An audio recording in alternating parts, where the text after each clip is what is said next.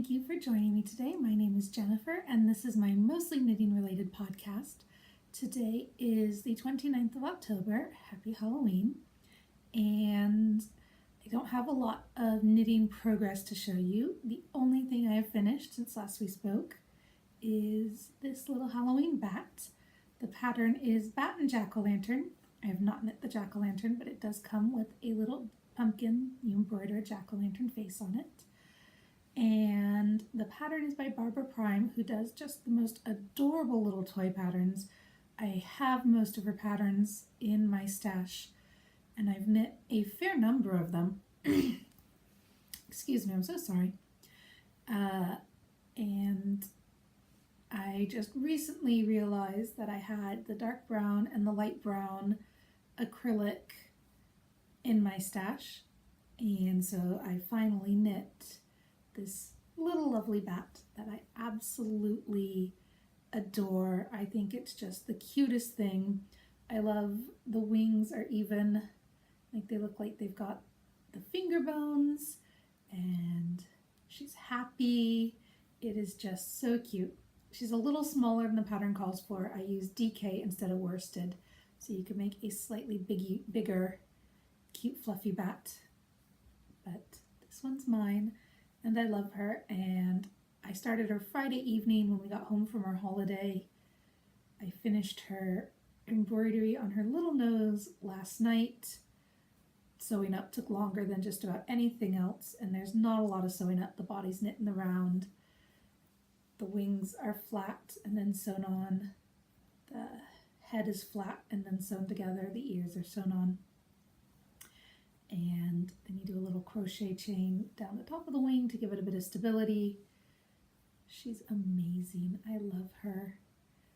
I'm pretty sure every time I knit one of Barbara Prime's patterns, I go, oh, it's the cutest one ever. But this one really is just the cutest one ever. I don't know if I will knit one of the pumpkins to make a jack-o'-lantern. Depends on how I feel. I don't really have anything else on the needles right now, so I may just do that. I've got orange for my Halloween socks that I'm not going to finish in time, so I could do a pumpkin instead. Or I could do a pumpkin afterwards and make it a Thanksgiving thing, and then possibly put a face on it next year, or knit more ones to put faces on next year. But this is my little bat, my little Batty, and I love her. That's my only finished object. I have very little else to show you from my work in progress. I've got the socks I started for last week, and I have knit that much. That's about where I was last time. I only just added the stitch marker today to try to, but that's about where I was. Not a lot of progress on these. I love it. The pattern isn't even difficult. It's one I have memorized, so I can just look at it and know where I'm going with it. But I did not have a lot of knitting time. And the other one, I'm sorry for the clinking, the bag has a little metal clasp, and these are my Halloween socks. I'm at the toe decreases, my final color. I'm not entirely sure how many rounds I need to do before I do toe decreases, but that's where I am. I've got my lovely jack-o'-lantern.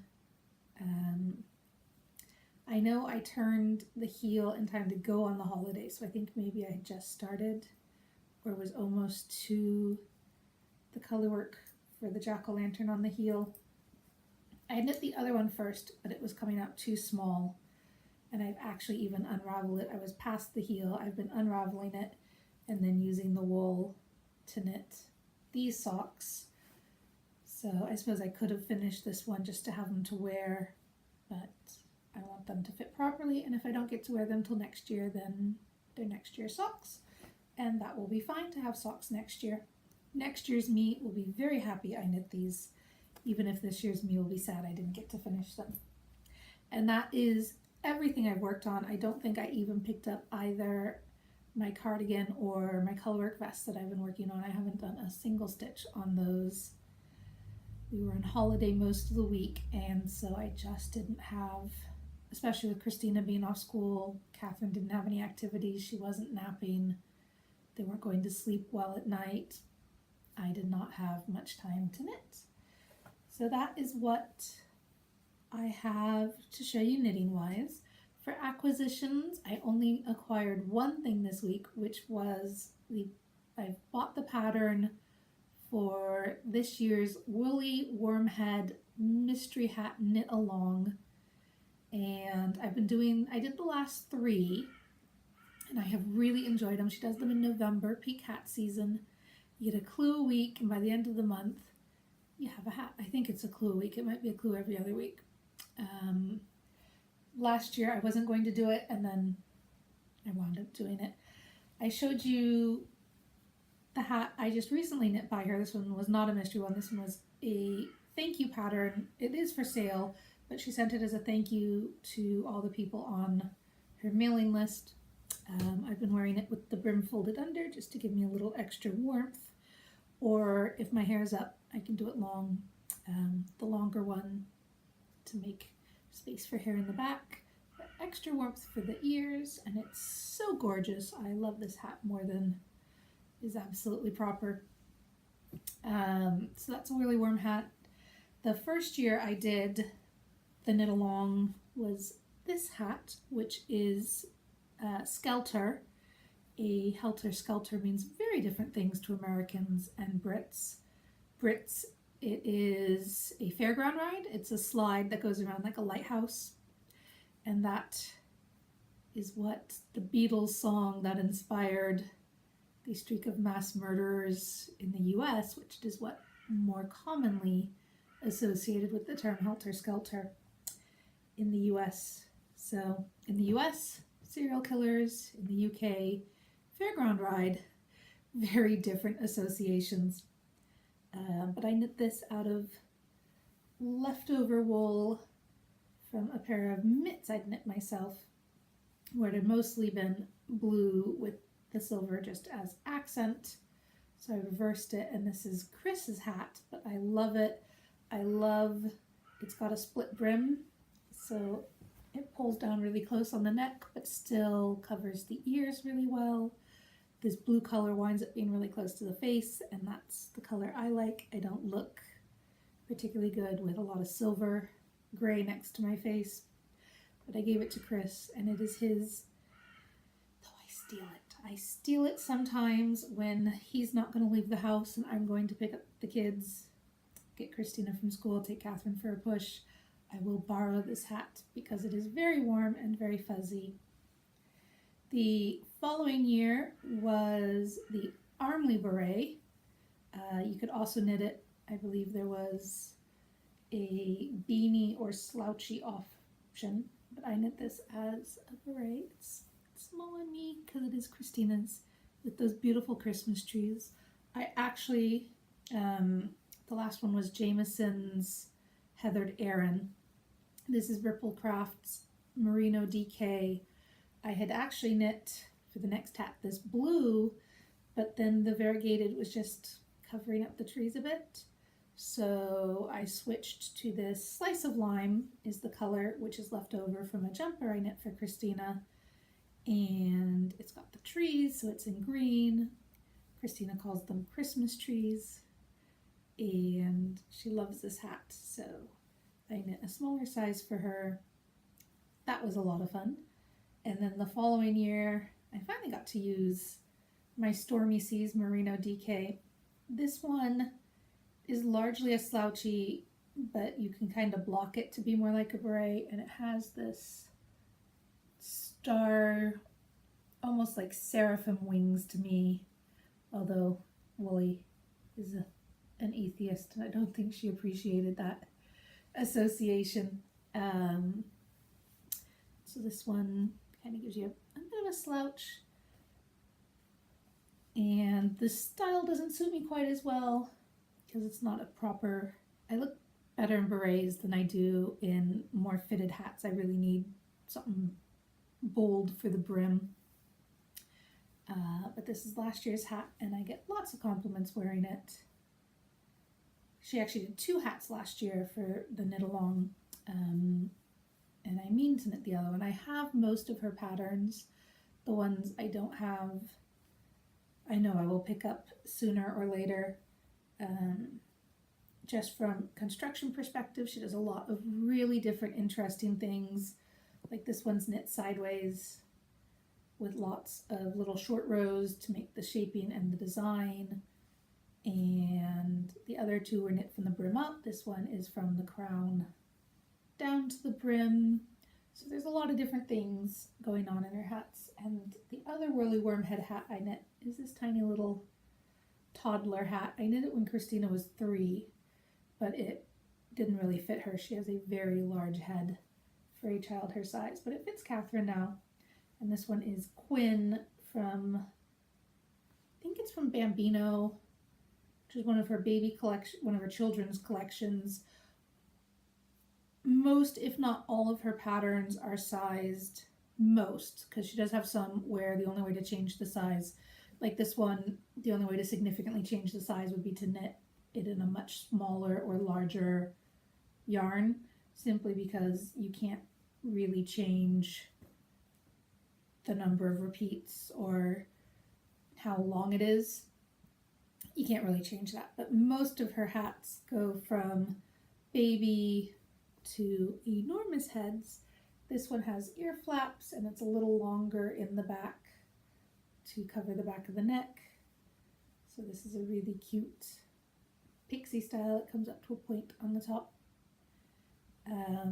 It's one of her children's collections, but they do all come in adult sizes as well. Most of her adult collections come in children's sizes as well, so they're really good ones to have if you're knitting for a bunch of different people, children, adults, cousins, nieces, nephews, grandchildren, anything. It's a great collection. So I bought the pattern for this year's one, and it mostly calls for around 200 meters of an Aran. And my first thought was this Shetland, the West Yorkshire Spinners Croft, which is a newer one that came out last year, I think, this is their tweedy one. So it looks really tweeded, but it's not tweed, it's just the way it's printed almost. Dyed seems like the wrong word. The yarn is printed with these colors. They've now come out with a solid version of this yarn. It first came out in these more tweedy look ones. So this is 100% Shetland wool from Shetland sheep in the Shetlands from West Yorkshire Spinner, and I picked this up kind of as a swatch one. I figured I'd knit a hat as a swatch because there's a beautiful jumper pattern from Knit Now magazine last year that I really want to knit. It's got a simple cable right up the front. So I bought one skein, and I figure I can kind of swatch with it, play around with it, see how much yarn I would need. And I kind of figured a hat would be the way to do that, a hat or some mitts. But this is only 166 meters for 100 gram hank. So if I knit if I fit in one of the smaller sizes, I measured my head and I thought I'd be larger, but this one wound up being the number of repeats for the 20-inch head. I haven't measured my gauge on this one, which obviously would answer some questions. But if I could knit the 20-inch head size, this would be enough yarn. It recommends 156 meters. Otherwise, you need closer to 200. I'd need a second skein, in which case I bought these to knit a jumper for Catherine, but I think she's sized out of 2 skeins already. I didn't do it for last winter, and I think to knit a nice warm jumper out of this, I might need 3 skeins.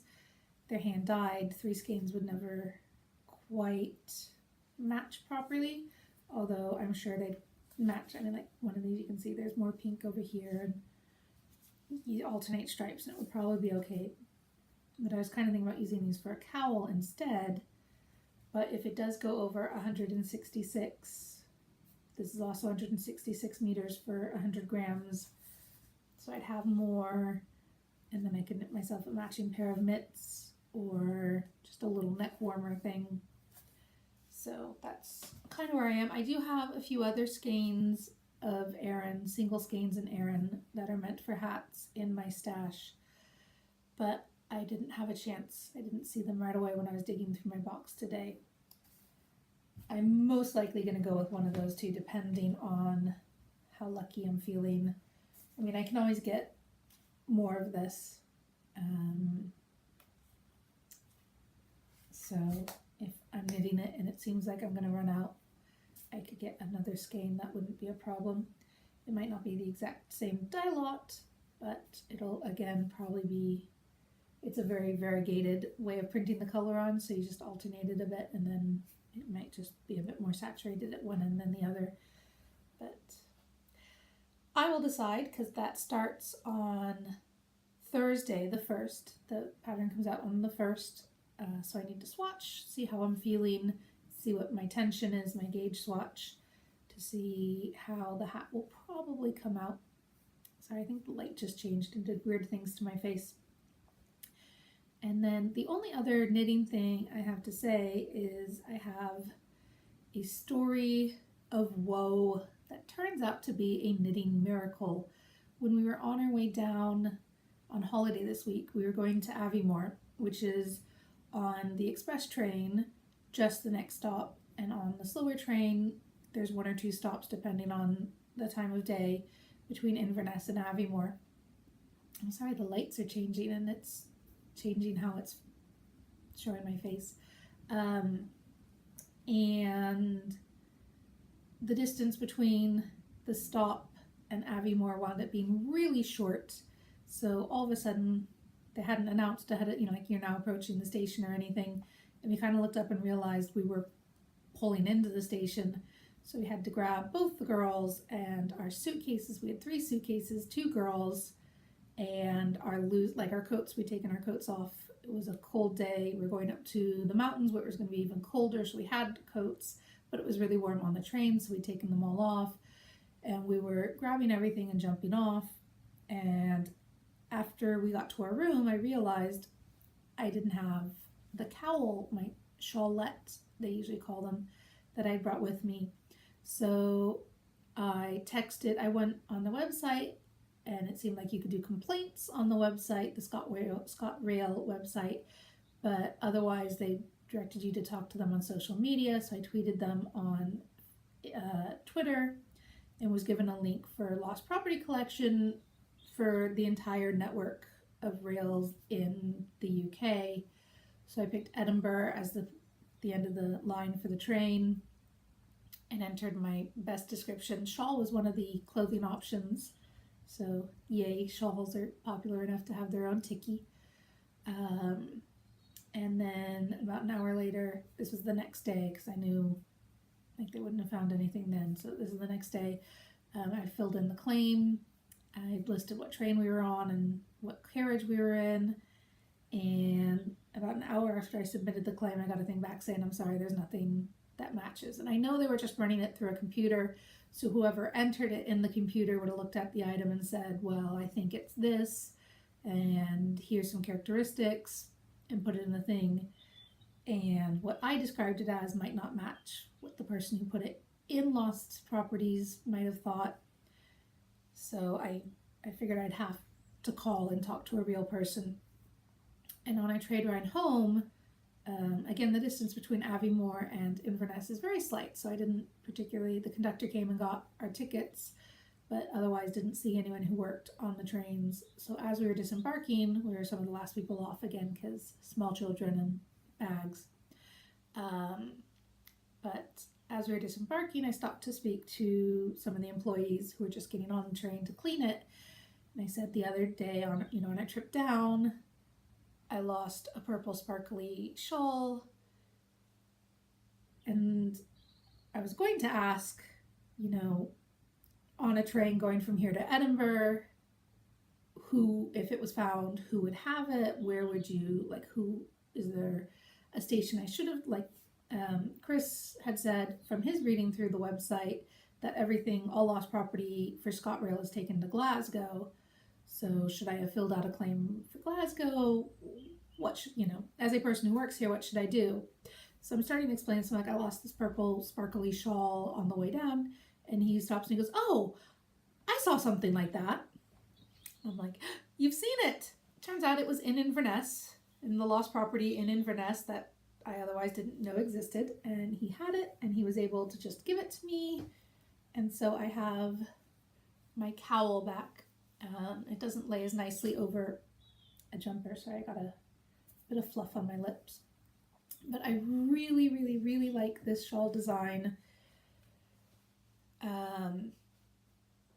Open shawls, I find the ends are always falling off, even if you have some kind of shawl clip. They never quite settle right on me.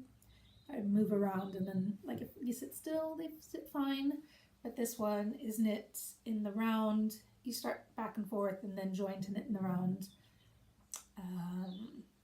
And I knit it out of, this is Old Maiden Aunt in her Sparkle Merino 4-ply. The top 3 colors were leftovers from a shawl, a mystery knit along, a Gundren Johnson mystery shawl along that she did 2 years in a row. And then I didn't quite have enough to finish, so I bought a 4th skein and did just a tiny bit at the edge of a darker purple, but it's leftovers from a shawl I knit for Miss Chrissy. So I have a shawl like hers. That one was a kind of somewhere between a triangle and a half circle. So it is a more, she says she wears shawls, so I knit her a shawl. But for me, I like these. They're also good when nursing, because Catherine can yank on it, but it doesn't fall off. And it's kind of, but you can either wear it more like this or pull it over your shoulders if you're cold. So it makes a nice layering piece. And I've since knit, this one is Star Shower by Hilary Smith Callis. I knit one from Joji Lolacat. Is that, I didn't look up how to say her name because I wasn't expecting to say it. I've knit another, a more triangle shaped cowl that has a lot more around the neck, so I'm not as fond of that. But I think I could start by doing less. Like this one starts with just a couple stitches and then you knit a bunch out. The other one is like that as well. And I think maybe if, like, when you cast on, you start further down the pattern, that then it wouldn't be as much up on the neck for doing a triangle shawl. But anyway, my knitter miracle is that I was reunited with my Gradient Purple Star Shower cowlette. I really wish there was a search category on Ravelry for cowlette. You kind of have to just go through the cowls and or the shawls, because they might be listed as either, and see which ones are just wrapped around, which ones spread out nicely over the shoulders. But I am starting a favorites category for myself of cowlettes to wear. And my Christmas, my knitter miracle, brings us nicely to talking about our family. I didn't mention we were going on holiday because obviously that's not the sort of thing you want to say on the internet. Hey, we're not going to be home. But we did go on holiday. We went for 3 nights and it wound up just being 2 days. I thought it would be closer to 3 days. We'd go up before we checked in and have time after we checked in, but our trains wound up being based on the check-in times. Chris had thought that would be easiest to just leave right after we checked out and arrive just before we could check in. Check-in time was really late. I tend to think of check-in time as being around 2 most places. Check-in here wasn't until 4. And I really feel that check-in isn't until 4 because they wanted you to have to pay for the extra night. That you have to have 1 extra night for any day of being able to do things at the resort. That felt really cheap to me, really squeezing money out of you. Chris and I were not impressed with the hotels or the restaurants, the setup.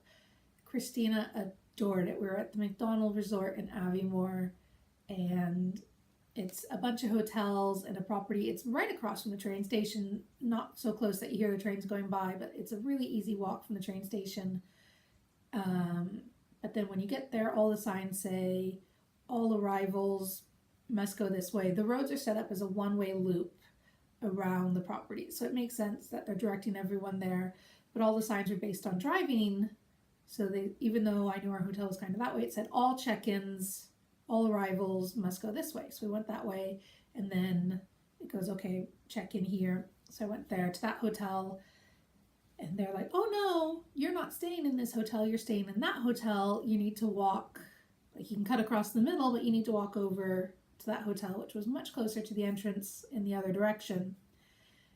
So we did that, again, dragging 3 suitcases and 2 children. Catherine was walking. I had the carrier with, but she wanted to walk.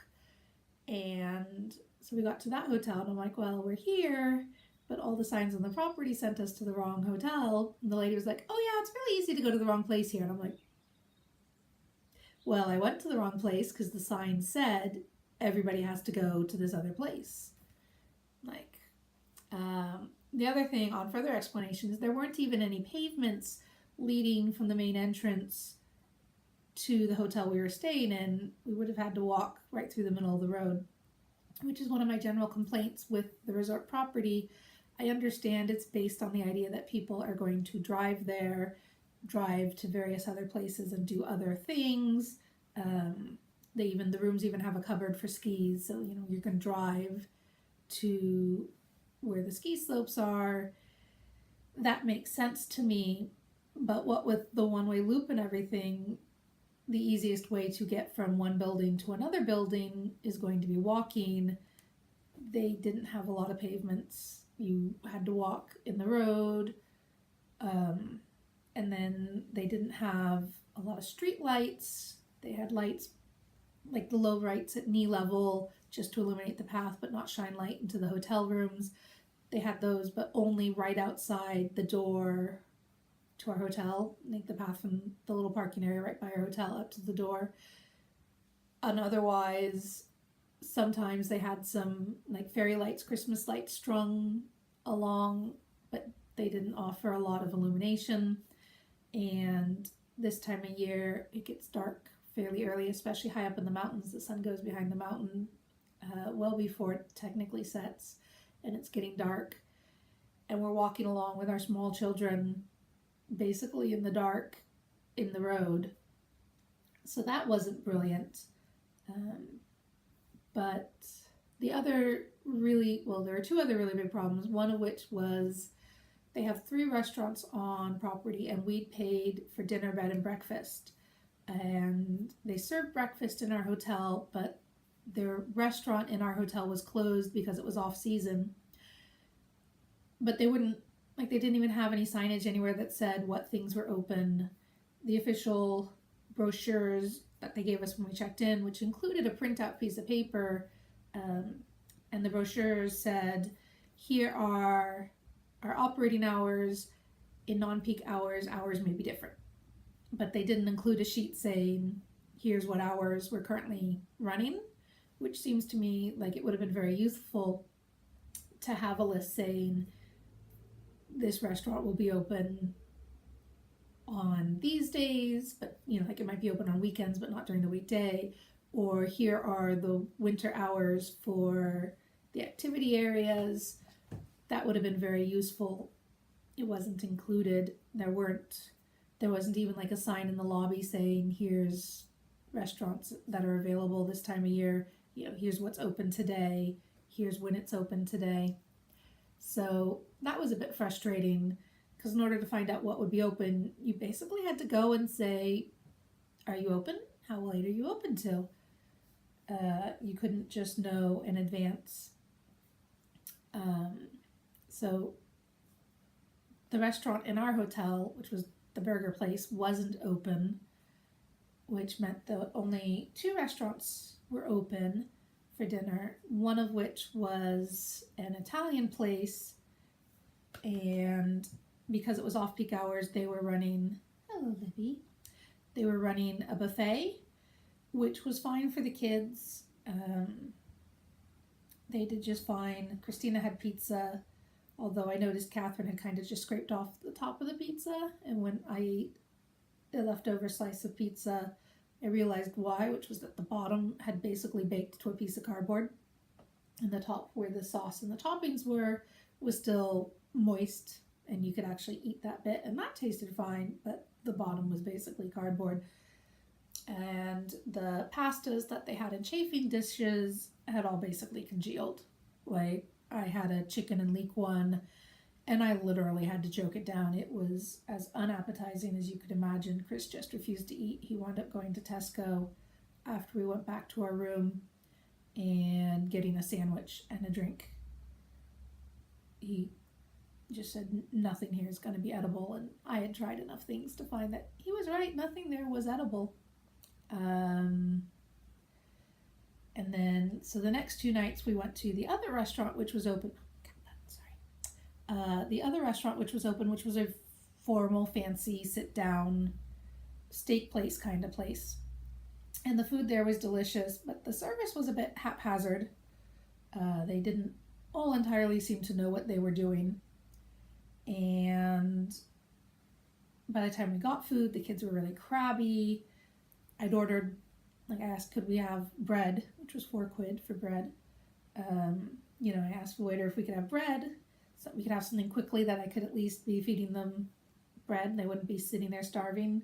And the bread actually came out after our starters did, though I had the children's food come out as starters so that they could eat as soon as we had food and then keep working on it because they're slow eaters.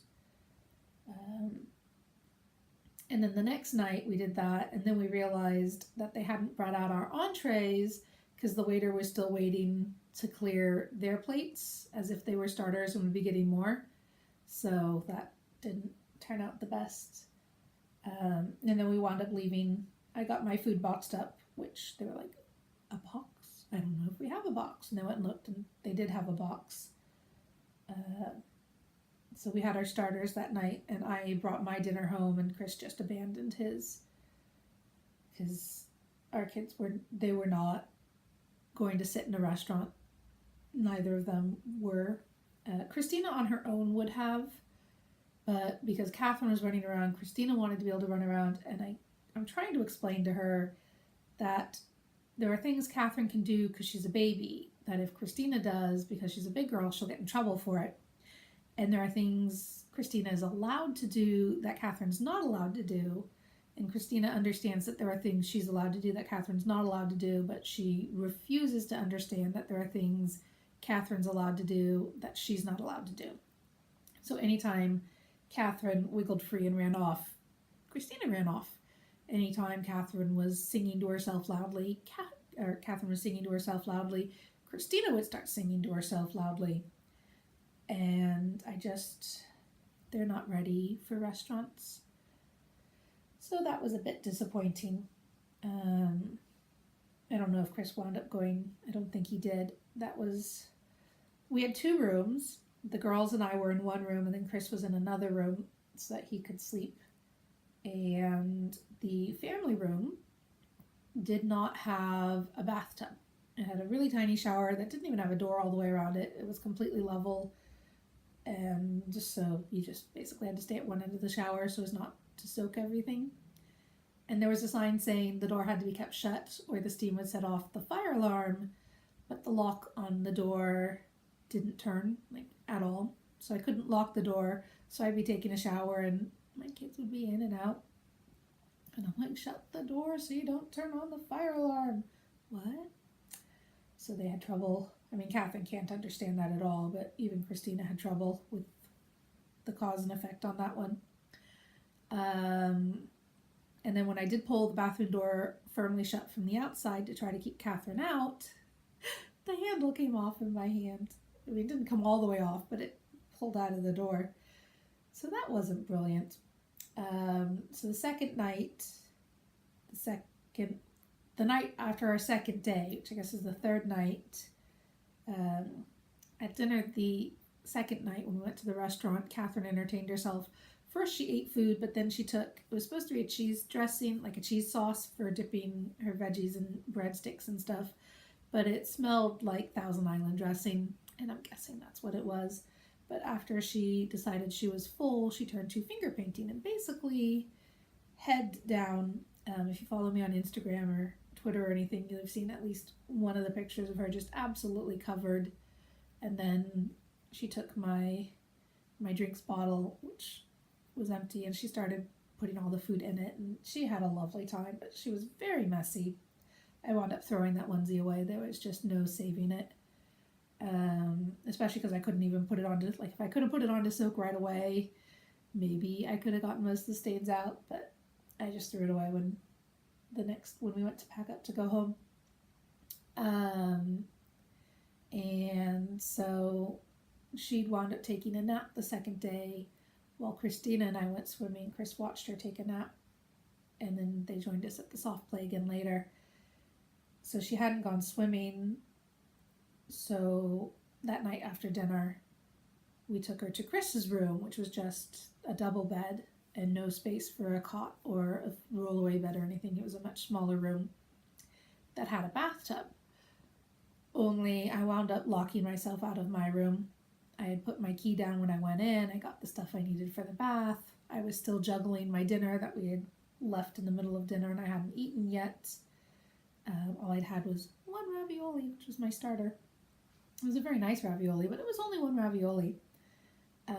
So I had my dinner in a box, and I brought a towel and shampoo and all the stuff.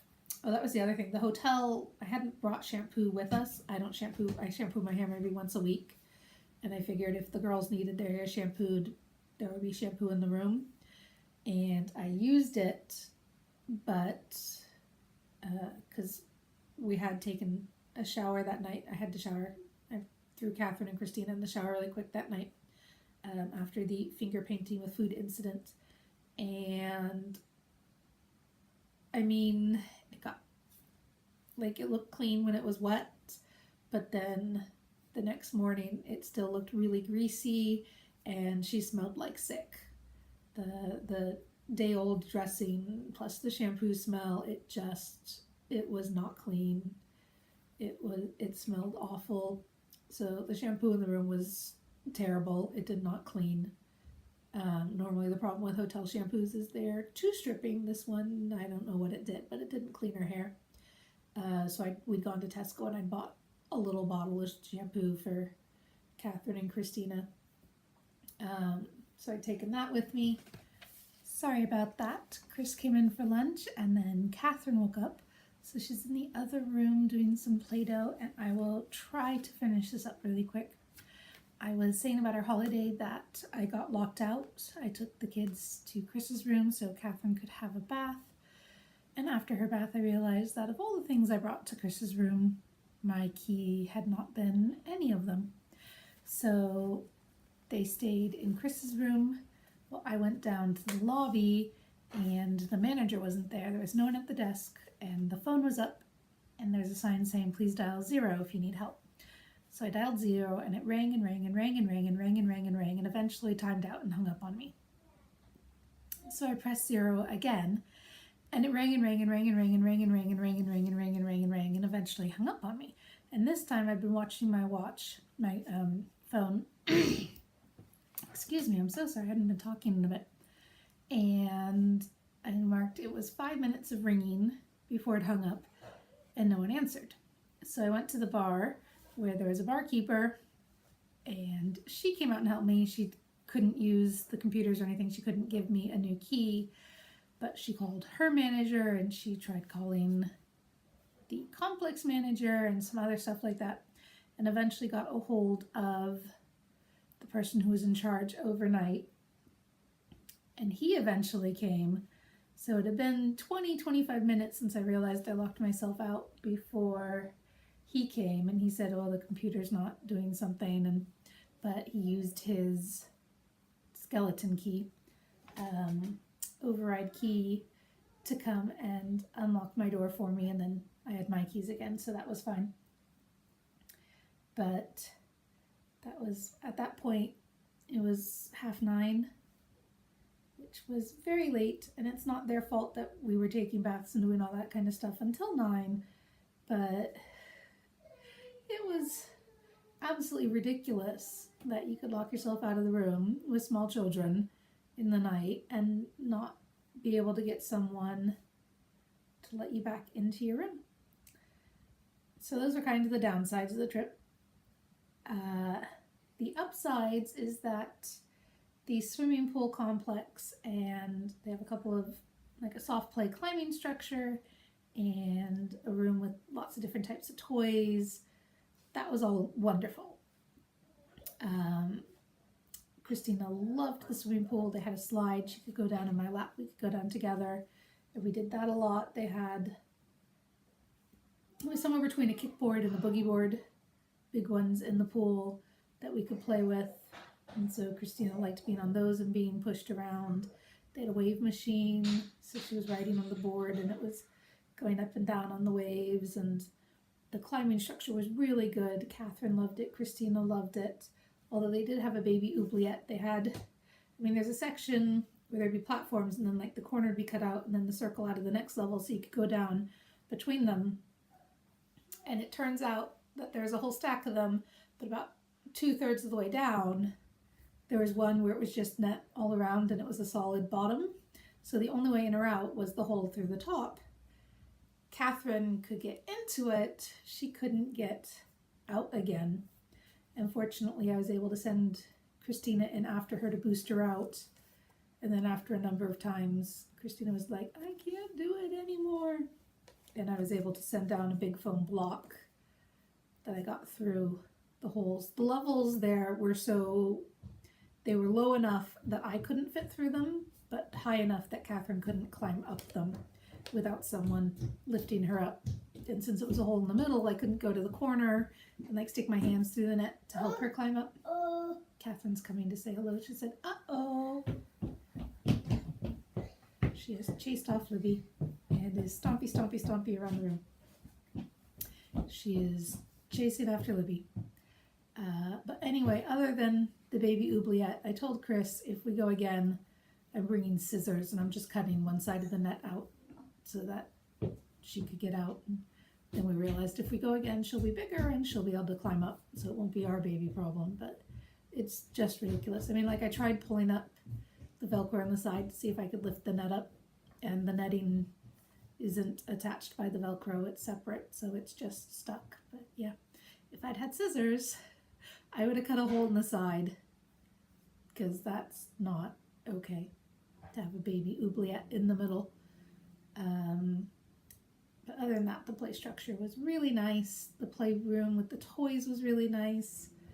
The girls watched CBeebies, which we've recorded things off of CBeebies so they can watch a show, like in the night garden and the bedtime stories and stuff like that. But we never particularly put CBeebies on for them.